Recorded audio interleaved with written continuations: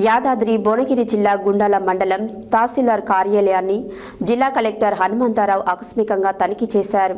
ఈ సందర్భంగా ఇందిరమ్మ ఇళ్ల లబ్ధిదారులతో మాట్లాడుతూ ఇసుక, సిమెంటు, సీకు నాణ్యమైన రేట్లకు లభిస్తున్నాయని వివరాలను అడిగి తెలుసుకున్నారు. ఇందిరమ్మ లబ్ధిదారులకు ఇసుక పర్మిషన్ వెంటనే ఇవ్వాలని అన్నారు. యాదాద్రి భువనగిరి జిల్లా గుండాల మండలం తహసీల్దార్ కార్యాలయాన్ని జిల్లా కలెక్టర్ హనుమంతరావు ఆకస్మిక తనిఖీ చేశారు. ఈ సందర్భంగా ఇందిరమ్మ ఇళ్ల లబ్ధిదారులతో మాట్లాడుతూ ఇసుక, సిమెంటు, సీకు నాణ్యమైన రేట్లకు లభిస్తున్నాయా అని వివరాలు అడిగి తెలుసుకున్నారు. ఇందిరమ్మ లబ్ధిదారులకు ఇసుక పర్మిషన్ వెంటనే ఇవ్వాలని అన్నారు. ఇందిరమ్మ ఇల్లు కట్టుకునే లబ్ధిదారులు ఆర్థిక పరిస్థితులలో వెనుకబడినట్లయితే మహిళా సంఘాల ద్వారా లోన్ తీసుకుని కట్టుకోవాలని సూచించారు. భూభారతి రికార్డులను పరిశీలించి భూ సమస్యలను త్వరగా పరిష్కరించాలని అన్నారు. ప్రభుత్వం చేపట్టిన కాల్వ భూములలో డబుల్ కట్ అయిన భూములను కూడా పరిశీలించి వెంటనే పరిష్కరించాలని అన్నారు. సిమెంట్, సీక్ వ్యాపారులతో మాట్లాడి రేట్ల తగ్గింపు చేసి ఇందిరమ్మ ఇండ్ల లబ్ధిదారులకు ఇవ్వాలని అన్నారు. ఈ కార్యక్రమంలో తహసీల్దార్ ఎస్ హరికృష్ణ, ఎంపీడీఓ దేవేందర్ రావు, సీనియర్ అసిస్టెంట్ శ్రీనివాసరావు, మహిళా సంఘం నాయకురాలు రేణుక, రెవెన్యూ సిబ్బంది తదితరులు పాల్గొన్నారు.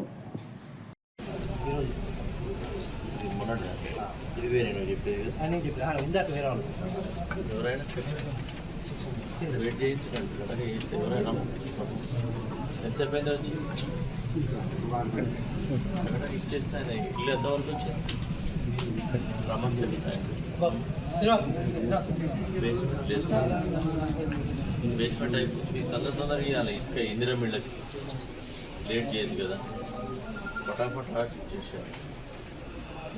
ఇసుక ఎంత పడుతున్నారు మీరు?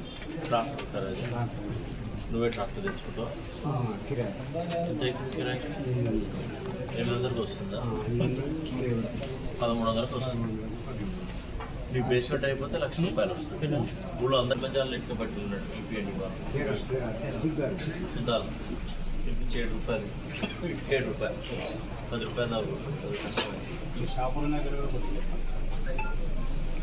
మీరేం చేస్తారు? పెద్ద మనిషి మీరు కూడా మాట్లాడాలి.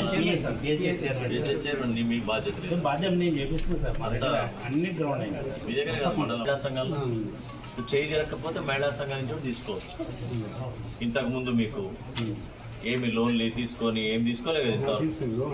మహిళా సంఘం నుంచి అది తీర్చిరా? దగ్గర పడకపోతే వెనక ఇయ్యాలి, మొత్తం కంప్లీట్ తీస్తారు. అది లేకపోతే అది ఇచ్చి దీన్ని మినహాయించుకోవచ్చు. మీరు అప్లికేషన్ యొక్క తీరుతెన్నులు పరిశీలించుకోవడం రావడం జరిగింది. సో తహసీల్దార్ గారు, సీనియర్ తహసీల్దార్ వారు రెవెన్యూ తోటి ఒక్కొక్క దరఖాస్తుని కూడా చేసి ఎక్కడైతే క్లిష్టంగా టెక్నికల్ ప్రాబ్లమ్స్ ఉన్నాయో వాటి అన్నిటికీ కూడా ఆర్డీఓకి వాళ్ళందరికీ కూడా విన్నవించి ఆయన డైరెక్షన్స్ తీసుకుంటున్నాడు. మరి ఇంకొక నెలలోగా ఇవన్నీ కూడా ప్రతి అప్లికేషన్ కూడా వచ్చినటువంటి దాన్ని తీసుకోవడం జరుగుతుంది. దీంట్లో చాలా వరకు ప్రభుత్వ భూములు కొన్నవి ఉన్నాయి. అవి కొద్దిగా ప్రభుత్వ భూములు అమ్మినా కొన్నా నేరం అవుతుంది, అది చెల్లదు కూడా. కాబట్టి అట్లాంటివి చేయడానికి ఉండదు. అదేవిధంగా సాదా బైనామాలు కూడా ఉన్నాయి. అవి హైకోర్టు తీర్పు వచ్చిన తర్వాత వాటన్నింటి కూడా ప్రభుత్వం యొక్క ఆదేశాల మేరకు చేరడం జరుగుతుంది. మిగతా అన్ని కూడా ఏదో ఆర్ఎస్ఆర్లో మైనస్ ఉంది కదా అని చెప్పేసి పెట్టుకున్నారు. వాళ్ళకి దాంట్లో వస్తున్నది, మళ్ళీ కొద్దిగా మిగిలింది కదా అని పెట్టుకున్నారు కబ్జాలు లేకపోయినా. ఇప్పుడే ఒక అప్లికేషన్ చూసినాం, ఒక 100 అప్లికేషన్ చూసినాం. ఈ సమయంలో ఒక అప్లికేషన్ అయితే ఆ ఊళ్ళో ఉన్నాయి 600 సర్వే నెంబర్లు. ఆయన 1514 సర్వే నెంబర్లో నా విస్తీర్ణం 15 గుంటలు పడాలని పెట్టుకున్నారు. అంటే ఒక ఉదాహరణ చెప్తున్నాను. సో ఆ 1514 అనే సర్వే నెంబరే ఊళ్ళో లేదు, పొరపాటున పాత పుస్తకంలో వచ్చింది. 514లో ఆల్రెడీ 15 గుంటలు ఉంది.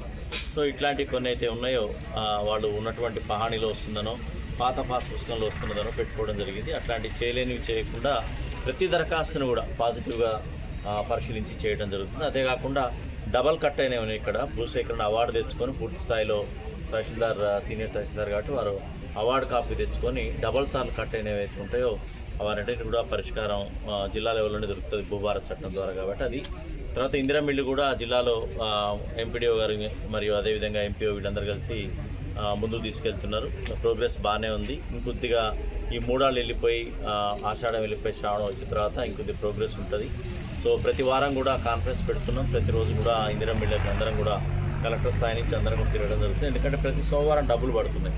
ఓ పేదవాడు, ఇల్లు లేనటువంటి వాడు ఇల్లు కట్టుకోవడం కంటే ఇంకా మించింది లేదు. కాబట్టి జిల్లా యంత్రాంగం అంతా కూడా దాంట్లో కృషి చేస్తున్నారు. కాబట్టి అందరూ కూడా ఈ విషయంలో ఇందిరమ్మ ఇల్లు ప్రొసీడింగ్ శాంక్షన్ అయిన వాళ్ళు ఎవరైతే ఉంటారో వాళ్ళందరూ కూడా ఇల్లు కట్టుకోవాలని చెప్పి ఈ సందర్భంగా గుర్తు చేస్తున్నారు. దీంట్లో ఉన్నటువంటి ఇసుక పర్మిషన్ కానీ ఇవన్నీ కూడా తహసీల్దార్ గారు ఇస్తున్నారు. అదేవిధంగా రేట్ల నియంత్రణకు కూడా ఇప్పుడే సిమెంట్ డీలర్ను కూడా పిలిపించి మాట్లాడడం జరిగింది. ఆయన కూడా ఆయనకున్న పరిధిలో నష్టపోకుండా ఎంత తగ్గించగలుగుతాడో అంత తగ్గించమని చెప్పడం జరిగింది. ఆయన కూడా సూత్రప్రాయంగా అంగీకరించినాడు. ఆయన సేల్స్ ఆఫీసర్తో కూడా మాట్లాడి అవసరమైతే వాళ్ళ యాజమాన్యంతో కూడా మాట్లాడి గుండాల పేదరికానికి చిరునామా, కొద్దిగా పేదలు ఎక్కువ ఉంటారు ఇక్కడ, రిమోట్ ఏరియా కాబట్టి ఇక్కడ ఎక్కువ దృష్టి సారించి చేయాలి. ఎక్కువ డీలర్స్ కూడా ఉండరు, ఒకటే డీలర్ ఉన్నట్టు, కంపెనీలు కూడా అన్నీ లేవు కాబట్టి మిగతా కంపెనీల డీలర్షిప్ కూడా తీసుకోమని ఇక్కడ ఉన్నటువంటి సిమెంట్ డీలర్ కూడా చెప్పడం జరిగింది. అప్పుడే కాంపిటీషన్ తోటి ప్రైస్ తగ్గే అవకాశం ఉంది.